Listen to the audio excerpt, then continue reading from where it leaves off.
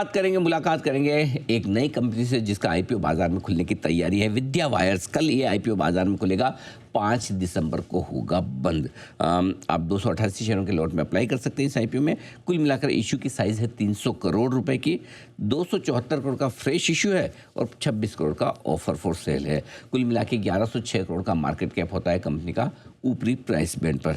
Company के बारे में थोड़ी सी जानकारी मैं आपको दे दूं। वाइंडिंग और कंडक्टिविटी प्रोडक्ट्स बनाने का कंपनी करती है कारोबार और अपने सेगमेंट में कंपनी देश की चौथी सबसे बड़ी मैन्युफैक्चरर है कैपेसिटी के लिहाज से, और कुल मिला के इनका 6.5% के आसपास का मार्केट शेयर है।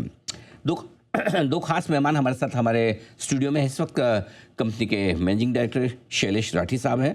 आपने सरदार पटेल यूनिवर्सिटी से इलेक्ट्रिकल इंजीनियरिंग में बैचलर्स की डिग्री हासिल की है। वाइंडिंग और कंडक्टिविटी प्रोडक्ट्स का आपको करीबन 28 साल से ज़्यादा का अनुभव है। श्याम सुंदर राठी साहब हैं जो कंपनी के चेयरमैन भी हैं, होल टाइम डायरेक्टर भी हैं, और इस इंडस्ट्री का उन्हें तो और भी ज़्यादा 43 साल से ज़्यादा का लंबा गहरा अनुभव है।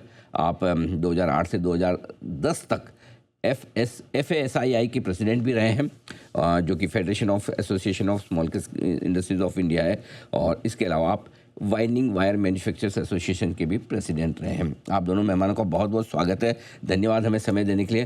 आप तो अब दोनों ही राठी हैं तो मुझे नाम से आपको बुलाना होगा। श्याम सुंदर राठी साहब, नमस्कार। नमस्कार सर, आप दोनों का बहुत बहुत स्वागत। सबसे पहले सर बताएं, आपकी कंपनी करती क्या है, क्या बिजनेस मॉडल है आपका? हम लोगों की कंपनी 1982 में बिजनेस स्टार्ट किया था। आनंद गुजरात के अंदर हमारी फैक्ट्री है। ओके। जहाँ हम कई प्रोडक्ट्स बनाते हैं जी। जिसके अंदर में स्टार्ट हमने इनेमल कॉपर वाइंडिंग वायर से किया था। उसके बाद मार्केट की डिमांड के हिसाब से कई नए प्रोडक्ट्स ऐड किए। अभी टोटल मिला करके 12 प्रोडक्ट्स हम लोग मैन्युफैक्चरिंग के अंदर में बना रहे हैं। तो जो प्रोडक्ट आप बनाते हैं, आपके कस्टमर्स कौन से, किस तरह की कंपनियों को आप सप्लाई करते हैं? मेनली इसके अंदर में electric Motors, transformers, solar modules, general engineering, अपने रिन्यूअल्स, और उसके अलावा ईवी वगैरह के अंदर में ये सारे प्रोडक्ट्स यूज में आ रहे हैं। तो शैलेश जी, जहाँ जहाँ मतलब कॉपर के प्रोडक्ट्स की ज़रूरत होती है, आपका रॉ मटेरियल कॉपर है, राइट? पूरा कॉपर आप खरीदते हैं, इंपोर्ट करते हैं? इंपोर्ट भी करते हैं और डोमेस्टिक में यहाँ से भी खरीदते हैं, और फिर उनसे आप ये प्रोडक्ट बनाकर बेचते हैं। तो आपके लिए वैल्यू एडिशन जो भी होता है वो आपके एक तरह से, हम लोग कॉपर कैथोड्स खरीदते हैं, कॉपर रॉड खरीदते हैं, और ऐसा 12 प्रोडक्ट्स बनाते हैं हम। और इसका use basically transformer, switchgear, motor, cables, electricals, white goods, EVs, automotive, उसके अलावा रिन्यूएबल्स में solar module, windmill, railways, engineering. So काफ़ी इसका मतलब मल्टीपल यूज़ है। ओके, ठीक बात है। ये बताएं कि आपके इसमें मैं देख रहा था कि आप चौथे सबसे बड़े मैन्युफैक्चरर हैं भारत में। आपके पास 6.5% के आसपास का मार्केट शेयर भी है। ये अक्रॉस प्रोडक्ट्स है या किस तरह से, जरा ये समझाइए। वाइंडिंग एंड कंडक्टिविटी प्रोडक्ट में हम काफ़ी सारे प्रोडक्ट बनाते हैं, और हमारी जो इंडस्ट्री की मार्केट साइज़ है उसमें हमारा 6.5% के करीब आज के दिन में कैपेसिटी है। और हम नई कैपेसिटी भी लगाने जा रहे हैं। तो एक 18,000 मेट्रिक टन की न्यू कैपेसिटी ला रहे हैं। उसके बाद में इंडस्ट्री एस्टिमेट के हिसाब से हमारा 10 to 11% मार्केट शेयर रहेगा। जैसे मैं आपके मार्जिन देख रहा था तो 2 से 3% की रेंज में पिछले 3 साल के जो आपके मार्जिन हो रहे हैं, यानी कि ये आपका नेट प्रॉफिट मार्जिन है, राइट? अब कॉपर के दाम बड़े ऊपर नीचे होते हैं, कभी ऊपर कभी नीचे। आज ही सुबह हम हेडलाइन में पढ़ भी रहे थे, कॉपर के दाम लाइफ हाई पर पहुंच गए। तो ऐसा नहीं होता कि अगर कॉपर के दाम बढ़ गए, आपका रॉ मटेरियल तो कॉपर है, फिर आपको नुकसान नहीं हो जाता कि 3% तो मार्जिन है और पता है 3% तो कॉपर के दाम एक दिन में कभी भी ऊपर नीचे हो जाए, तो फिर आप उसको कैसे बचाते हैं? नहीं, कॉपर के प्राइस तो बहुत वोलेटाइल है, नो डाउट। बट हमारा जो बिजनेस मॉडल है वो कम्प्लीटली बैक टू बैक है। ओके। का मतलब जब भी एक कस्टमर को अगर कोई भी ऑर्डर देना होता है तो उसे पहले कॉपर LME पे बुक करना पड़ता है। ओके। तो वो जो भी कॉपर LME चल रही होती है उससे हमारे साथ में वो अपना इंटेंशन टू बाई एक डालते हैं। तो जो भी क्वांटिटी वो हमारे को बताते हैं, सेम क्वांटिटी हमारे सप्लायर से बैक टू बैक उसी LME पे बुक कर लेते हैं। तो इसलिए कोई भी LME में जो भी फ्लक्चुएशन है उसका ना सप्लायर, ना कस्टमर, ना हमारे पे इसका कोई इम्पैक्ट आता है। सिमिलरली एक्सचेंज रेट भी बहुत वोलेटाइल है, पर उसका भी कोई इम्पैक्ट नहीं आता है, क्योंकि हम इसी तरह RBI रेट पे next day supplier as well as customer से बुक कर लेते हैं। तो ये पूरा नेचुरल हेजिंग मोड पे है। ठीक बात तो है। कोई इसका हमारी सेल्स बुक के ऊपर में प्राइसिंग पे कोई इफेक्ट, बढ़ने घटने से ना फायदा ना नुकसान ना है। नुकसान ना फायदा। ओके, अच्छा, अभी पिछले 3 सालों के मैं आपके डेटा देख रहा था शैलेश जी। पिछले 3 साल में ग्रोथ काफ़ी मजबूत है आपकी, और कैपेसिटी आप ऑलरेडी 95% के आसपास चल रहे हैं। तो अब फ्यूचर में ग्रोथ कैसे आएगी? अगर ऑलरेडी 95% है तो कितनी बढ़ा लेंगे आप? तो क्या आगे ये हाई बेस पे आप ग्रोथ कैसे मेंटेन कर पाएंगे, जरा ये समझाइए।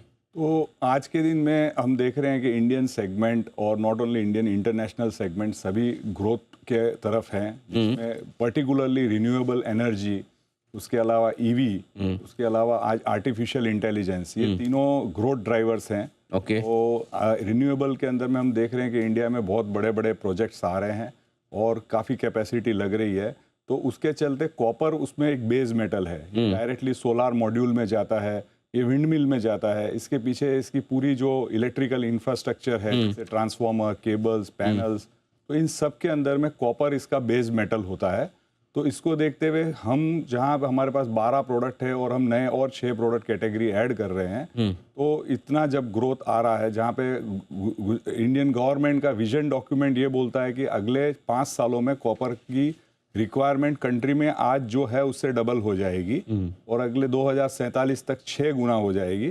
तो इसको देखते हुए बहुत अच्छा स्कोप, डिमांड काफ़ी रहेगी, डिमांड अच्छी है। ओके। और डाउनस्ट्रीम इंडस्ट्री में जो लोग मैन्युफैक्चरिंग कर रहे हैं, वो डिमांड उनके पास तो आनी ही आनी है।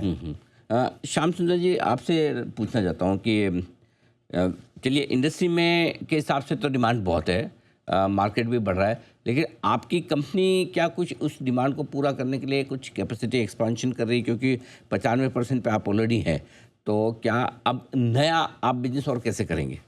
अभी जैसा कि बताया आपको कि 19,680 टन की कैपेसिटी हमारे पास प्रेजेंट फैक्ट्री के अंदर में है। अभी चल रही है। उसमें से हम 95% अप्रोक्सीमेटली हम यूटिलाइज कर रहे हैं। और डिमांड को कंसीडर करते हुए मार्केट के अंदर में हम एक कंपनी फॉर्म की है, एल्को इंडस्ट्रीज, जो हमारे विद्या वायर्स की 100% सब्सिडरी है। ओके। वो कंपनी हमारी फैक्ट्री से 15 किलोमीटर के दूर पर आनंद और नडियाद डिस्ट्रिक्ट के बीच में नेशनल हाईवे के ऊपर में ही है, नंबर 8 पर ही है, जिसमें 18,000 की कैपेसिटी, 18,000 मेट्रिक टन की कैपेसिटी फर्दर ऐड कर रहे हैं, जिसमें 6 नए प्रोडक्ट्स बनाएंगे। वो भी basically renewables, EV, transformers and AI वगैरह के अंदर में यूज में आने हैं। और मार्केट की डिमांड और हमारे कस्टमर्स का फीडबैक के हिसाब से हम कंप्लीटली श्योर हैं कि भाई ये, तो आप ये कह रहे हैं कि 19,500 टन की कैपेसिटी ऑलरेडी है, हाँ जी, 18,000 की और नहीं ला रहे हैं, लगभग बराबर, यानी आप कैपेसिटी डबल कर लेंगे। हाँ जी। तो ये कैपेसिटी आपकी कब तक पूरी हो जाएगी, कब तक इसका प्रोडक्शन शुरू हो जाएगा, और इसमें कितना इन्वेस्टमेंट करना वो कर चुके हैं या करना बाकी है? इसमें ऐसा है कि कंस्ट्रक्शन लगभग 75% कंप्लीट हो चुका है और मशीन इंस्टॉलेशन का काम भी फर्स्ट फेज का स्टार्ट कर लिया है। और इफ एवरीथिंग गोज वेल, जनवरी के सेकंड वीक तक में हम ये फर्स्ट फेज का काम स्टार्ट करने की प्लानिंग कर रहे हैं, अगले क्वार्टर में। जी जी। और कस्टमर्स के फीडबैक के हिसाब से और कस्टमर्स की ऑर्डर पोजीशन के हिसाब से हम श्योर हैं कि मार्केट में डिमांड रहेगी, कोई दिक्कत नहीं आनी है। तो अगले वित्त वर्ष में उसका फायदा आपको मिल जाएगा कि पूरी कैपेसिटी नेक्स्ट ईयर में अप्रोक्सीमेटली 70-75% यूटिलाइजर हम कर पाएंगे। बहुत बढ़िया। शैलेश जी, जो इशू आप लेके आ रहे हैं, 275 करोड़ रुपए के आसपास का आपका फ्रेश इशू है, राइट? ये पैसा कहाँ जाने वाला, कैसे इस्तेमाल करेंगे?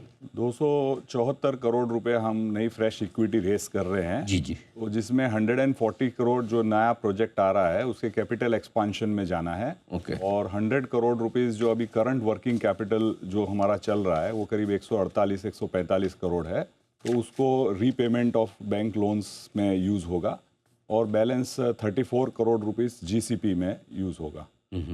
तो बिल्कुल ठीक बात है। तो एक्सपांशन आपका जो है वो नेक्स्ट ईयर से शुरू होने वाला है और उसमें थोड़ा पैसा ये भी जाएगा। डेट अभी कितना है और क्या इस आईपीओ के बाद डेट की क्या सिचुएशन रहेगी? लॉन्ग टर्म डेप्ट अभी हमारा 0 है। अच्छा। कोई भी लॉन्ग टर्म डेप्ट नहीं है, जो है वो वर्किंग कैपिटल डेप्ट है। और अभी जो नया फंडिंग जो आएगा उसी से हमारा नया project, so as such long term डेप्ट कुछ भी नहीं रहेगा। परफेक्ट। शैलेश जी और श्याम सुंदर जी, बहुत बहुत धन्यवाद आप दोनों का, आपने समय दिया, स्टूडियो में आए और आपने अपने आईपीओ पे बातचीत की। Thank you so much sir. कल आपका आईपीओ खुलने जा रहा है, आपके आईपीओ के लिए बहुत बहुत शुभकामनाएं। उम्मीद करते हैं कि बाजार से आपके आईपीओ को बहुत बढ़िया रिस्पॉन्स मिले। हम कल सुबह इस पर बात करेंगे, बताएंगे आपको कि क्या इस आईपीओ में पैसा लगाना चाहिए नहीं। Thank you so much sir.